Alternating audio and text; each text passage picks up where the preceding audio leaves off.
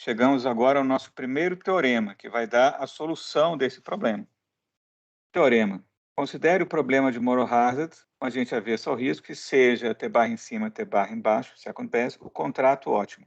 Então, item A. No contrato ótimo, as restrições de incentivos de participação são ativas, são binding. Item B. O contrato ótimo não dá seguro total ou seguro pleno ao agente, ao contrário do caso de benchmarking, que o agente recebia o mesmo pagamento em qualquer estado da natureza. No benchmark, com a informação completa, o agente recebe seguro total, porque ele recebe o mesmo pagamento, qualquer que seja o nível de produto. Aqui não. Já vai ter uma diferença entre os pagamentos, então ele não recebe seguro pleno. E item C, temos as expressões para as transferências ótimas, ou seja, para o contrato ótimo. Lembrando que H é a utilidade inversa, tá certo? O que significa, então, a transferência T barra em cima igual a H de psi mais essa outra expressão? É porque o pagamento ótimo, quando o produto for bom, tem que dar a um agente uma utilidade que cubra a desutilidade de esforço, mais esse outro termo adicional aqui, que é 1 menos π1 sobre ΔP vezes psi.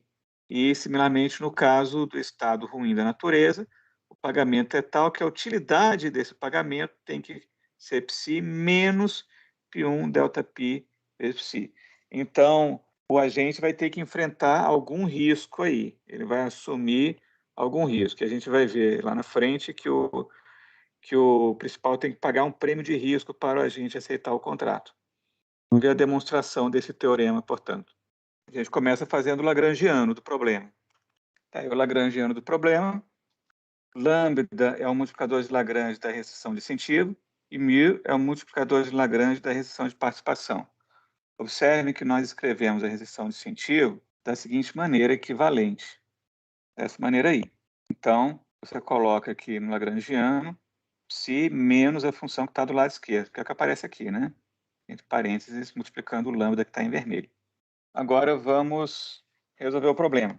Só que as restrições são restrições de desigualdade. Rigorosamente falando, a gente deveria utilizar as técnicas de programação não linear de Karush-Tucker. Só que, para resolver o problema, é conveniente usar um truque. A gente vai supor que a desigualdade é, na verdade, uma igualdade e resolver do modo tradicional que a gente resolve fazendo lagrangiano. Se a gente conseguir provar que os multiplicadores de Lagrange são diferentes de zero, significa que se você considerasse a desigualdade e utilizasse o procedimento de Karush-Tucker, você chegaria na mesma solução. Vamos determinar, então, as condições de primeira ordem. São duas variáveis, o barra em cima e o barra embaixo. Então, a gente tem que derivar o lagrangiano com relação ao barra em cima, igual a zero, e derivar com relação ao barra embaixo, igual a zero. E ver as equações que a gente vai encontrar. Qual é a derivada de L com relação ao barra em cima? Vai ser menos π1 vezes a derivada de H no barra em cima, mais lambda delta π, mais mi π1, igual a zero. A derivada do lagrangiano com relação ao barra embaixo vai dar menos 1 menos π1 H' de U barra embaixo, menos lambda delta π, mais mi 1 menos π1, igual a zero. Essas são as condições de primeira ordem. Vamos lembrar que pelo teorema da função inversa, a derivada de h no ponto barra em cima é igual ao inverso da derivada da função original no ponto que foi transformado, que é o t barra em cima. Similarmente, h' de U barra embaixo ele é igual a U' de t barra embaixo, porque o t barra em cima ele já é h barra em cima. O t barra embaixo ele é o h de U barra embaixo. Então, você tem isso aqui pelo teorema da função inversa. O que a gente vai fazer? Vai substituir essas expressões na condição de primeira ordem.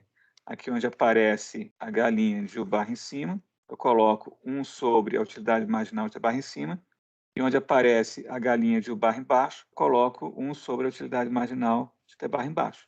Substituindo, a gente vai ficar com o seguinte. A primeira equação vai ficar menos π1 dividido por U' de t barra em cima, mais lambda delta π mais mi π1 igual a zero. E a segunda equação vai ficar menos 1 menos π1 dividido pela utilidade marginal de T barra embaixo, menos lambda delta π mais μ vezes 1 menos π1, que tem que ser igual a zero. Isso é um sistema, né? Que a gente vai resolver. Isso vai dar o quê? Vamos dividir tudo por π1, primeira equação. Se eu dividir tudo por π1 aqui, esse aqui vai sumir, esse aqui some, e aqui vai ficar 1, e aqui fica dividido por π1. Se eu dividir a segunda equação por 1 menos π1, esse aqui some, e esse aqui some. E aqui fica dividido por 1 menos π1. Então, a gente tem esse sistema aí.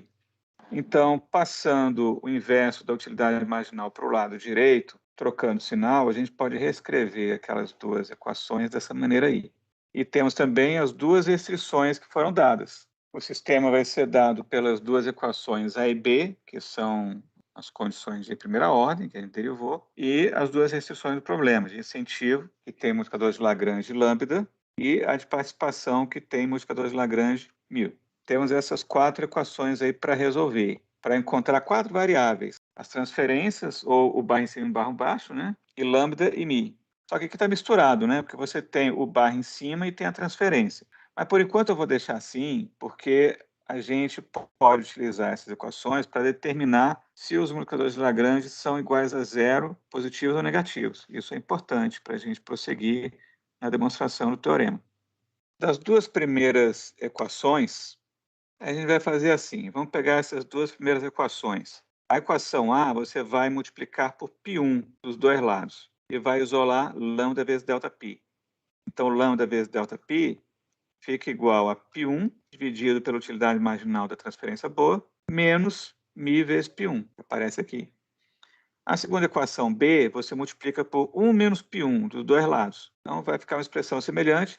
A diferença é que tem um menos aqui na frente. Menos lambda delta π vai ser igual a 1 menos π1 sobre a utilidade marginal da transferência ruim, menos 1 menos π1 vezes μ. Na hora que você soma essas duas equações,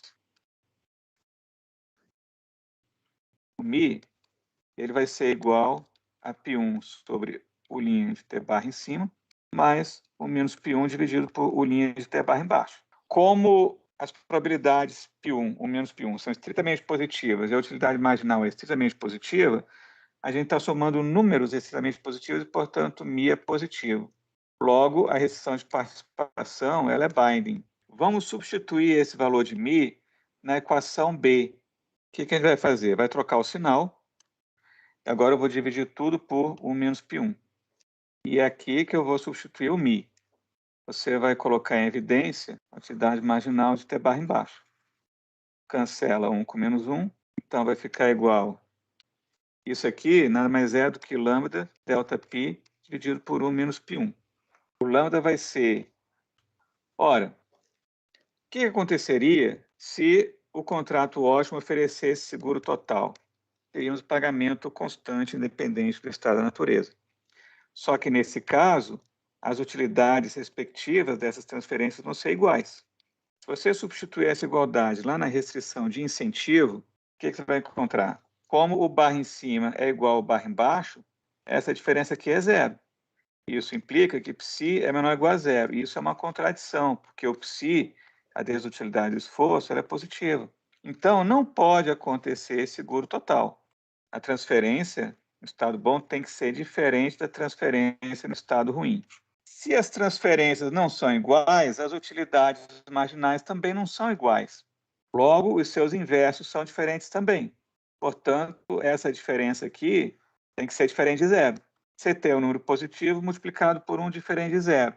Portanto, esse produto tem que ser diferente de zero. Isso prova o item A do teorema. O contrato ótimo, tanto a restrição de participação como a de incentivo são ativas, porque os seus multiplicadores de Lagrange são diferentes de zero. Como os multiplicadores de Lagrange são diferentes de zero, as duas restrições de incentivo e de participação são ativas. Logo, eu posso voltar nas condições de primeira ordem, que nós havíamos colocado aqui, e resolver para as variáveis o barra em cima e o barra embaixo, a partir das restrições que foram dadas.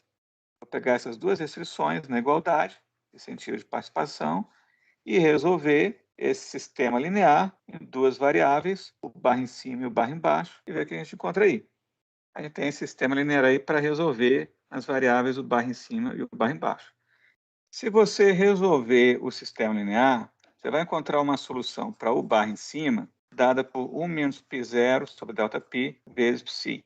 E vai encontrar uma solução para U barra embaixo, dada por menos π0 sobre ΔΠ vezes psi. Mas é conveniente você reescrever cada solução dessa maneira que está no meio, com o coeficiente de psi ligeiramente modificado. Porque quando a gente considera o barra em cima, você pode escrever isso aqui como psi mais 1 menos π1 sobre ΔΠ vezes psi. E o barra embaixo como sendo psi menos π1 sobre ΔΠ vezes psi. Vejam que as transferências são tais que a utilidade da transferência dá psi mais 1 menos π1 ΔΠ vezes psi para a transferência boa, e para a transferência ruim, a utilidade dela vai dar psi menos π1 sobre ΔΠ vezes psi. O que a gente tem que mostrar é que o que está amarelinho aí é igual ao coeficiente do que aparece em azul no lado direito. Isso é fácil. 1 mais 1 menos π1 dividido por ΔΠ, isso aqui é igual. ΔΠ fica no denominador, aí ΔP é π1 menos π0, mais 1 menos π1. Cancela π1 com menos π1, fica 1 menos π0, dividido por ΔP, que é isso que está aqui. Por outro lado, 1 menos π1 sobre ΔP vai ser igual, põe ΔP no denominador, tiro o mínimo, π1 menos π0, menos π1. Cancela π1 com menos π1, vai sobrar menos π0 sobre ΔP, que é o coeficiente que aparece aqui. Então, a gente pode dizer que a solução do problema é exatamente isso que está na tela aí. Então, essa é a solução para as utilidades indiretas instantâneas. Ora, mas eu não quero as utilidades indiretas instantâneas, eu quero o contrato ótimo. Mas você vai lembrar que o contrato P barra em cima de second best, ele é a utilidade inversa. É o H de U barra em cima. Portanto, o pagamento quando o produto é bom é igual à utilidade inversa, ou seja, é a função H da solução que nós encontramos para Uzinho barra em cima. E, similarmente, o pagamento quando o produto é ruim é igual a H de psi menos π1 ΔP vezes psi. Temos aqui o contrato ótimo. Demonstrado o teorema. Uma curiosidade é a gente saber qual é, afinal de contas, o sinal do multiplicador lambda. Porque nós provamos que o lambda é diferente de zero. Agora, a gente pode querer saber qual é o sinal realmente, se é positivo ou negativo. A gente encontrou uma expressão para lambda. A restrição de incentivo, na solução do problema, você tinha igualdade. Então, Uzinho barra em cima menos Uzinho barra embaixo é igual a psi sobre ΔΠ. Isso aqui é positivo. Portanto, Uzinho barra em cima tem que ser maior do que Uzinho barra embaixo. Ok? Isso aqui implica que a transferência no estado bom, na solução do problema, tem que ser maior do que a transferência no estado ruim. Porque a transferência, o que ela é? Ela é H de U barra em cima, a transferência no estado bom. E a transferência no estado ruim, ela é H de U barra embaixo. Só que a função H, como a gente viu, ela é crescente. Você está dizendo que o H de U barra em cima é maior do que H de U barra embaixo. Isso só pode acontecer se o barra em cima for maior do que o barra embaixo. Logo, as transferências, elas têm essa desigualdade também. Como a utilidade marginal da transferência boa é menor do que a utilidade marginal da transferência ruim, e a transferência boa é maior do que a ruim, na hora que você inverte, troca a desigualdade.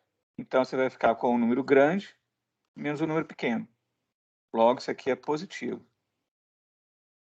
Lambda, portanto, tem que ser positivo. Agora, a gente resolveu o problema principal agente com moral hazard e com agente avesso ao risco.